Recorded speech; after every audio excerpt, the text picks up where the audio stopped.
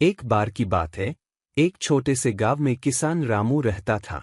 रामू की जमीन पर कई सालों से कोई अच्छी फसल नहीं हुई थी। हर बार उसे निराशा ही हाथ लगती थी। एक दिन गांव में एक बूढ़े बाबा आए। उन्होंने रामू से कहा, तू चिंता मत कर, इस बार तेरी किस्मत बदल जाएगी। मैं तुझे एक जादुई तरबूज का बीज देता हूँ। इसे अपने खेत में बो दे। रामू ने बाबा की बात मान ली और वह बीज अपने खेत में बो दिया। कुछ ही दिनों में वह बीज एक बड़े तरबूज के पौधे में बदल गया। यह तरबूज सामान्य तरबूज से बहुत बड़ा और चमकदार था। गांव के लोग भी इसे देखकर हैरान थे। रामू ने उस तरबूज को काटने का फैसला किया।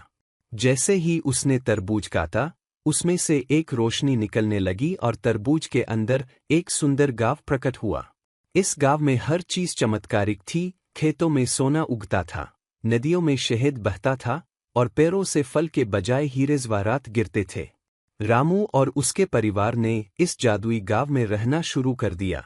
अब उनकी जिंदगी खुशहाल और समृद्ध हो गई थी।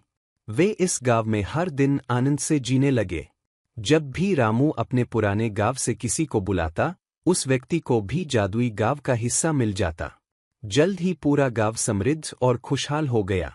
लोग बाबा के दिए हुए आशीर्वाद के लिए उनका धन्यवाद करते नहीं थकते थे। इस तरह रामू की मेहनत और विश्वास ने उसे और उसके गांव को एक नई जिंदगी दी। अब वह गांव जादुई तरबूज का गांव कहलाने लगा, जहां सबके सपने सच होते थे।